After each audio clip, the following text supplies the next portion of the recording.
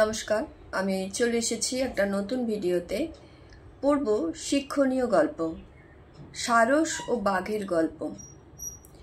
একদা এক বাঘের গলায় এক টুকরো হাড় ফুটেছিল। অনেক দিন ধরে বাঘটি মাংস খেয়ে আসছে, তবে এবারের মতো তার গলায় কখনো হাড় ফোটেনি। দারুণ যন্ত্রণা হচ্ছিল বাঘের। নিজে অনেক চেষ্টা করলো হাড়টাকে বের করবার, কিন্তু কিছুতেই হাড় বের করতে পারল না।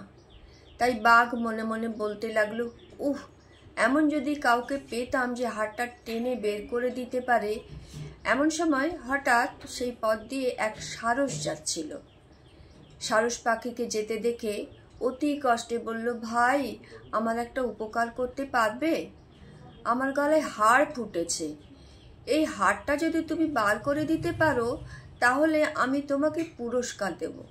বাঘের কথায় সারস গলে জল হয়ে গেল। বাঘের মতো প্রাণী তাকে উপকার করার জন্য অনুরোধ জানাচ্ছে, মনে মনে একটু তার যেন গর্বও হলো। অতএব সারস বাঘের গলার ভিতর নিজের মাথা ঢুকিয়ে দিয়ে ঠোঁটে করে অনায়াসে সেই ফুটে থাকা হাড়টা বের করে দিল। বাঘের প্রতিশ্রুতি মতো সে বলল, হাড় তো বের করে দিলাম, এবার আমার পুরস্কার দিন।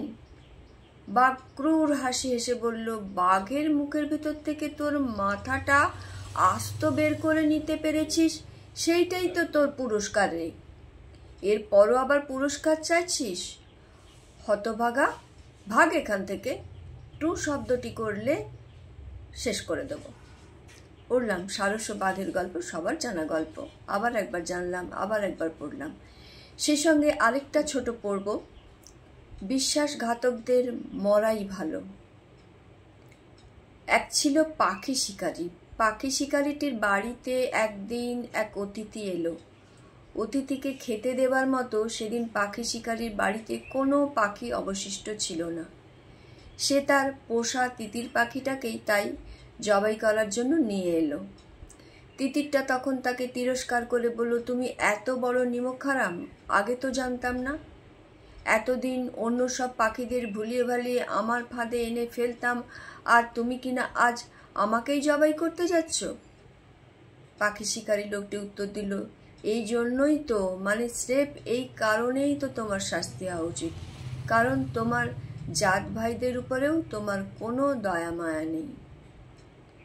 দুটো শিক্ষণীয় গল্প পড়লাম, একটা হচ্ছে বিশ্বাসঘাতকদের মরাই ভালো, আরেকটা হচ্ছে সারস ও বাঘের গল্প। কেমন লাগলো? ছোটবেলা মনে করতে চাইলাম, সবাইকে ছোটবেলা মনে করাতে চাইলাম। ভালো লাগলে আমার খুব ভালো লাগবে। সবাই ভালো থাকবেন, সুস্থ থাকবেন, আনন্দে থাকবেন।